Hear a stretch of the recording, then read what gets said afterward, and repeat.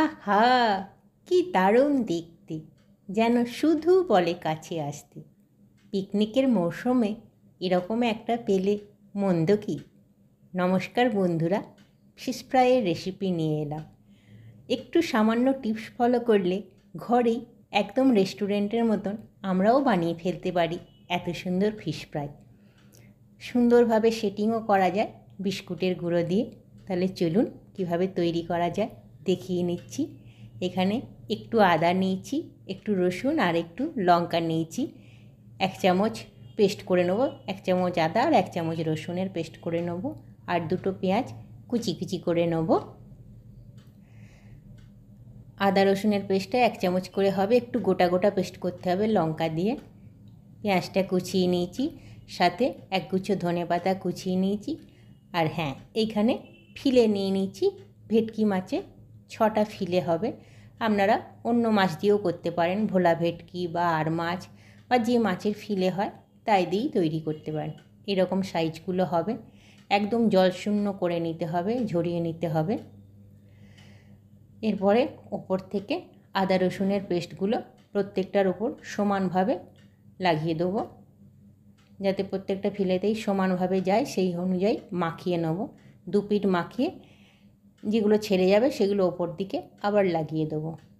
একটু হালকা হালকা করে মাখিয়ে নিতে হবে, মাখিয়ে একটু ম্যারিনেট করে রাখতে হবে। দোকান থেকেই ফিলেগুলো তৈরি করে দিয়েছিল আমাকে। সমানভাবে মাখিয়ে এবার একটু চেপে চেপে নিচ্ছি, সেট হয়ে গেছে। এবার প্রত্যেকটা ছড়িয়ে দিচ্ছি, একদম যাতে সমানভাবে লেগে যায় ফিলের গায়ে আদা রসুন। ওইভাবে একটু চেপে চেপে একটু ধৈর্য ধরে করতে হবে।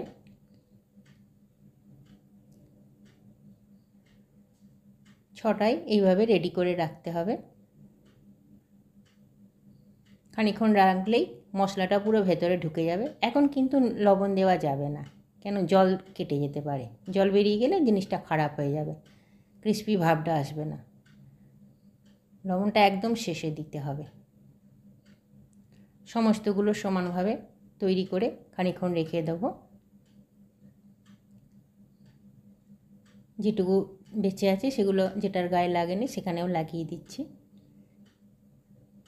সমস্তগুলো এইভাবে করে রাখতে হবে। এরপরে একটা পাত্রে 2টো ডিম ফাটিয়ে নিয়েছি। ডিমগুলো পেঁয়াজ কুচি দিয়ে একটু লবণ দিয়ে মাখিয়ে নেব। এখানটায় লবণ পরিমাণ মতন দেবো। 2টো ডিম নিয়ে নিয়েছি, 2টোর বদলে 3টে যদি লাগে 3টেও দেওয়া যায়। পেঁয়াজ কুচিগুলো আবার দিয়ে দিচ্ছি, যেগুলো কুচিয়ে নিয়েছিলাম একদম প্রথমেই। যত ছোট ছোট টুকরো হবে তত ভালো হয়, খুব মিহি করে কাটতে হবে। ভালো করে এটাকে মিশিয়ে নিতে হবে, একটা সুন্দর ব্যাটার তৈরি করতে হবে। দেখুন মিশে গেছে নুনটা পেঁয়াজটা।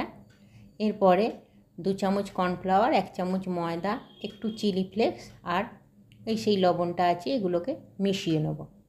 ঝালটা আপনারা আপনাদের স্বাদ মতন দিতে পারেন।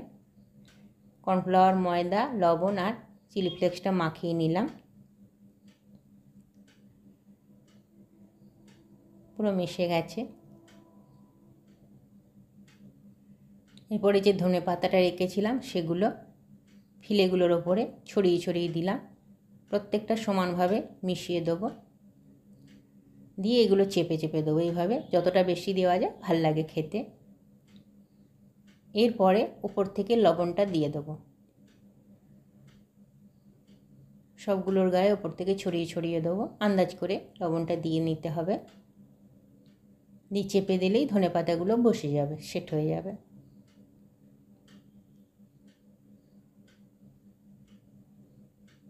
এবার এইভাবে চেপে দিতে হবে।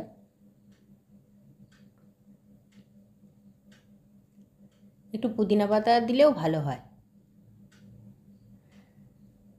এরপর এই ধনে পাতার যে ফ্লেটা, এটা ওই ময়দার কোটিংয়ের ওপর হালকা করে কোটিং করে নেবো, খুব হালকা করে, বেশি দেবো না, বেশি আটা ময়দা ভাল লাগে না। কর্নফ্লাওয়ারটা হালকা হালকা করে একটু কোটিং করে নেব, জাস্ট একটুখানি, যাতে আটকে থাকে মশলাটা, আদা রসুন আর ধনে পাতাটা, ওই জন্যে এই কোটিংটা দিচ্ছি। খুব হালকা করেই দিতে হবে, দিয়ে এটা সাইড করে রাখতে হবে। এইভাবে চেপে দিলেই পুরো ধরে যাবে। দেখুন পুরো ধরে গেছে ময়দাটা কর্নফ্লাওয়ার আর ময়দাটা পুরো ধরে গেছে, একদম আটকে গেছে। এরপর এটাকে ডিমের গোলায় ডোবাচ্ছি। ডিমের গোলায় ডোবালে বিস্কুটের গুঁড়োটা ভালো করে আটকে যাবে। পেঁয়াজগুলো ওপর থেকে দিয়ে দিচ্ছি। ভাজার সময় পেঁয়াজগুলো লাগলে খেতে খুব ভালো লাগে, একটু বেশি করে পেঁয়াজ দিয়ে দিচ্ছি। দিয়ে এরপরে বিস্কুটের গুঁড়োটা কোটিং করে নেব, মাখিয়ে দেবো। এভাবে চেপে চেপে দিচ্ছি। আপনারা চাইলে দুবার ডিমের গোলায় ডুবিয়ে দুবার বিস্কুটের গুঁড়ো দিতে পারেন, তবে ওটা একটু মোটা হয়ে যায়। আমি একটা লেয়ারেই করেছি। যদি বেরিয়ে যায় মনে হচ্ছে তাহলে দুবার ডিমের গোলায় ডুবিয়ে আর দুবার বিস্কুটের গুঁড়ো মাখাতে হবে। দেখুন একবারই হয়ে গেছে আমার। যেহেতু আগে ময়দার কোটিংটা করে নিয়েছি, কর্নফ্লাওয়ার আর ময়দার, ওই জন্যে মশলাটা বেরিয়ে যাচ্ছে না। পেঁয়াজ কুচোগুলো ওপর থেকে দিয়ে দিচ্ছি।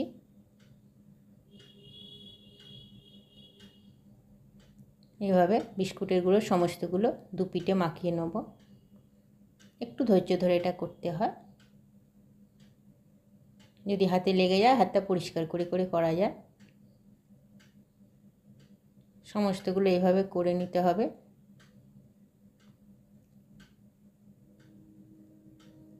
দেখুন হয়ে গেছে। এবার এগুলোকে আধ ঘন্টা রেস্টে রেখে দিতে হবে। ফ্রিজে রেখে দিলে খুব ভালো আটকে যায় বিস্কুটের গুঁড়োগুলো, তাহলে ভাজার সময় বেরিয়ে যায় না। আধ ঘন্টা মতন রেখে তারপরে সন্ধেবেলা খাওয়ার সময়ও ভাজা যেতে পারে, বা পিকনিকেও যখন যেমন খুশি ভাজা যেতে পারে। এই যে বের করে আনলাম আধ ঘন্টা পরে, দেখুন কেমন সেট হয়ে গেছে, খুব সুন্দর বসে গেছে বিস্কুট গুঁড়োগুলো। এরপরে তেল বসিয়ে দেবো। তেলটা খুব গরম করে তারপরে কমিয়ে দেবো। আস্তে করে একটা একটা করে দিয়ে দিচ্ছি। খুন্তি দিয়ে ওপর থেকে তেলটা দিয়ে দিচ্ছি। গরম তেলটা ওপরেও গেলে দু পিঠ ভালোভাবে ভাজা হবে, খুব ক্রিস্পিও হবে। আঁচটা কমিয়ে ভাজলেই বেশ ক্রিস্পি হয়। একটু ভাজার পরে তারপরে উল্টাবো, আগেই উল্টানো যাবে না। যদি মনে হয় ভাজা হচ্ছে, একটুখানি ভাজা হয়ে গেছে, তারপরে উল্টে দিতে হবে। এই দেখুন হয়ে এসছে, পুরো আটকে গেছে, বিস্কুটের গুঁড়োগুলো কিন্তু বেরোয়নি। এইভাবে ভাজতে হবে। যেহেতু আমি কম তেলে ভাজছি সেই জন্যে একটু টাইম ধরে একটু আঁচটা কমিয়ে ভাজতে হবে। দোকানে তো অনেক তেলে ভাজে, কিন্তু বাড়িতে তেলটা নষ্ট হবে অনেকেরই, এই জন্য আমি অল্প তেলে ভেজে দেখাচ্ছি। আপনারা চাইলে বেশি তেল দিতে পারেন। দেখুন এইগুলো রেডি হয়ে গেছে। আর একটাও ভাজছি, তেলটা একটু কমে এসছে। 6টা ভাজছি, আর বেশি লাগবে না। পুরো রেডি হয়ে গেছে। শসা আর পেঁয়াজ দিয়েছি, আর সস দিয়ে পরিবেশন করছি। আপনারা চাইলে কাসুন্দি দিয়েও করতে পারেন। পুরো দোকানের মতন লুকটা এসছে, দারুণ খেতে হয়। পিকনিকের সময় যে কোনো একটা দিন আপনারা করে নিতে পারেন, বা শীতের সন্ধ্যায় একটা করে নিতে পারেন। যদি ভাল লাগে প্লিজ পাশে থাকবেন বন্ধুরা। নমস্কার।